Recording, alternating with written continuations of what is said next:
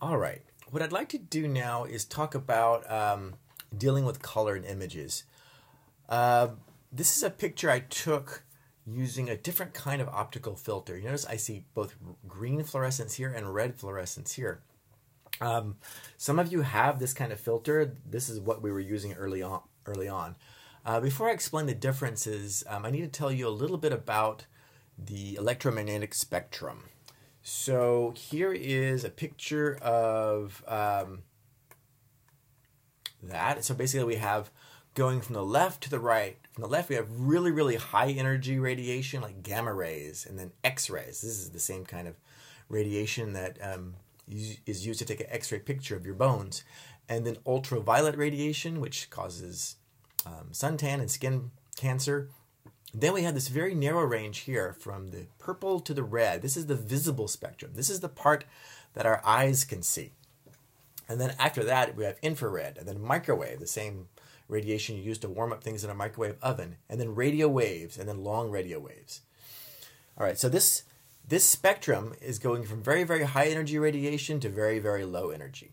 Gamma rays can kill you. Radio waves go right through you, and you never notice them. Okay? And so too for the visible spectrum, going from here to here, we're going from higher energy to lower energy. That means purple and blue are high energy, and orange and red are low energy. You see these numbers down here? These are wavelengths because light is a wave, all right? And so as you go higher in wavelength or lower in frequency, you notice these top numbers here are frequency and these bottom numbers are wavelength. The really high energy are also high frequency. As you go down in frequency, you go down in energy. In fact, they're directly related. And as you go down in frequency, you go up in wavelength. Okay, so as that wavelength increases, the energy decreases. Now here's also the visible spectrum. You notice it's the same order of colors as in the rainbow. If you look, next time you look at a rainbow, notice it'll go from red, orange, yellow, green, blue, purple, or violet, or indigo. I have a hard time seeing the difference in indigo and violet, but if you see it, that's great.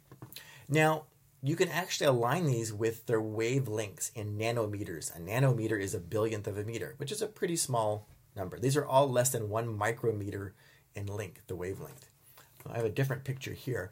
This is showing you an idea of what the wavelengths are. Notice the wavelength is the distance from one peak of the wave to the next one. So this peak to that peak, or this trough to that trough.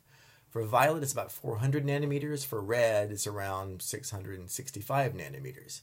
So the waves are more and more spread out. That is, they happen less frequently. They have a lower frequency as they pass by you because they're all going the same speed, right? The speed of light, because they're light. All right, so violet light is higher in energy than red light, although it's not a huge difference. It's less than a 2-fold difference in wavelength, okay? And therefore in frequency and therefore in energy. But so what we can see is a very, very narrow slice of the entire electromagnetic spectrum. Here's a different view. Here's the part that we can see: the visible, microwave, radio, lower in energy, ultraviolet, X-ray, higher in energy. This is a different viewpoint where you see the wavelengths, the colors, and the frequency and wavelengths. And here's, for you, those who care, you can divide up the spectrum into different wavelength ranges and assign it to different colors. Okay. Now, typically, when we take a picture, a color picture, it has to encode that digital information in terms of the color somehow. And there are many ways to do that. The most frequent way is to divide it up into red, green, and blue. So red for the low energy, green for the medium, and blue for the high energy. All right, so I'm going to go back now to this picture. So in this picture, I have, I'm using a filter that blocks everything below about 530 nanometers. Let me get that spectrum back up again here. Let's see, we'll use this as a way to show this. So what most of you have been given is a bandpass filter. That is, it selects a certain range of wavelengths or frequencies in the green region and only lets those pass. So only it's a narrow slice through. And so the picture that you see looks green because that's the only kind of light that can pass through that to get to your camera. Some of you, however, have been given a different kind of filter. And we call this a long pass filter. So that means it only lets long wavelengths through. And it would say maybe let all the light that's higher than this wavelength here. Okay? So that means it'll let the green through, but also the yellow and the orange and the red. Okay? And so therefore you can see different colors, not just green. So that's what I'm going to show you now, is what you do with that kind of image that has both green and red in it. It blocks out the blue, but it has other colors. Okay, so here's such a picture. And actually the algae, although they look green, they emit fluorescence that's red. You see that? The patch is red, and there's a reason for that. I'm not going to talk about why now. If you're curious, you can ask that question, and we can talk about that later. But you notice here the Rhodobacter growing around this algal patch detected the hydrogen that these algae were making, and it's making the green fluorescence. But the thing is, we don't really want the red fluorescence. Okay, we don't want to see that. Now there's a few different ways you can look at this. I'm going to show you an example here. What I'm going to do is select part of this image. I don't really care about the reflected light from the edge, so I'm just going to select the part in the middle of the plate. There we go. And I'm going to analyze it in terms of a histogram, which I'm going to show over here. Now this histogram plots out how many pixels have a certain strength. Remember, that's expressed in terms of 1 byte. If you remember, a byte is 8 bits, and that goes from 0 to 255. So basically at every pixel, we have a value from 0 to 255 in terms of its intensity. And if that were a black and white image, that's all you'd have. But this is not. It's a color image. Okay? So let me explain how the histogram works first. So what it's plotting is how many pixels have this intensity. At 0, we have very few. At 255, we have very few. But somewhere in the middle, it rises in this value here. It's a lot of pixels that have this value of fluorescence, which is somewhere around 100, I guess. Okay, and then we have this sort of tail over here. So we have sort of what we call a Gaussian or a bell curve here, and then we have a smaller one over here. Now what I can do is separate this into how many are in there's 3 different color channels. How many are in the red channel, the green channel, and the blue channel? So that's what this RGB button does. If I press that, here's the histogram in the red channel. Notice we have all this red fluorescence, these pixels here. So there's a few that have high. There's some average value here, and there's a lot that don't have any. If I press it again, I see the ones in green. Now you notice we have this long tail here that have high values, and that's probably these pixels in this region. And if I press it one more time, I get the blue. And you notice the blue, we have a lot of pixels with low intensity and very few with high. That's because we're using a filter that blocks out the blue light, and so it should be that way. All right. Now notice what happens if I'm going to change this to only looking at one area around one algal patch. I'm going to move it over here first, one that's not making any hydrogen. And I'm going to do a new histogram to analyze that.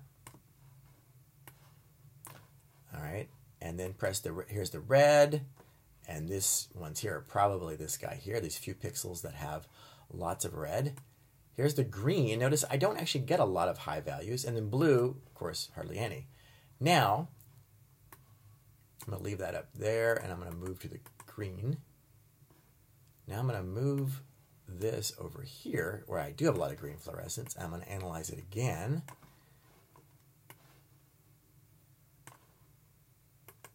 There's the red, and there's the green.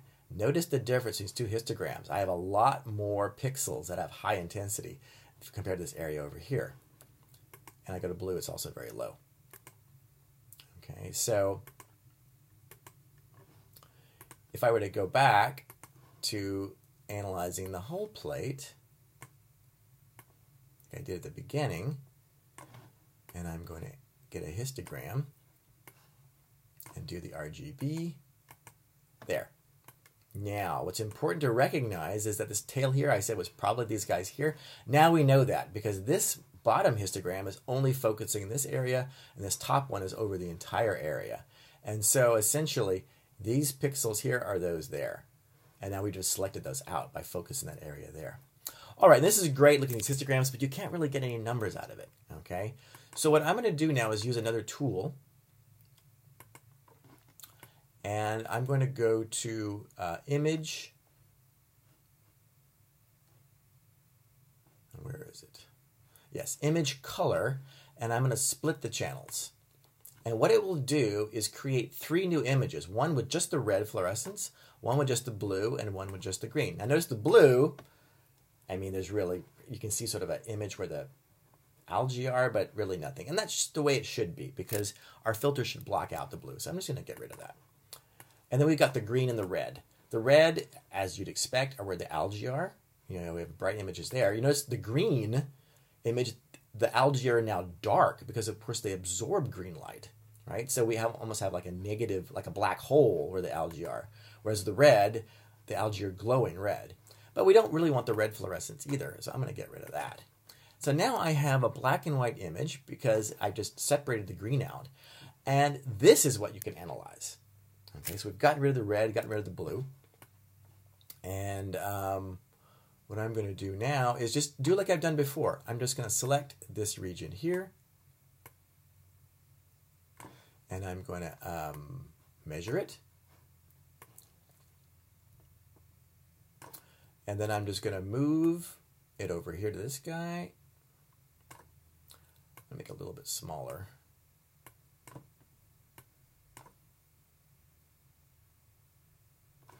And measure again. Since we're using different areas, I'm going to have to use the mean value, unfortunately.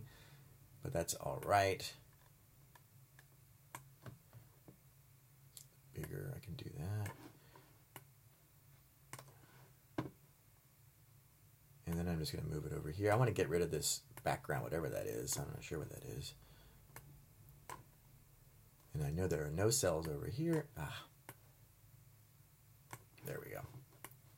And analyze that. Okay. And so now my background value is around 125 mean. These two guys here, which are really not making fluorescence, are slightly above that. You really can't even see. And then, of course, the one over here is much higher. All right, so these are probably, if you subtract 125, you get about 6 and 9 here. And then here you'd get around 67.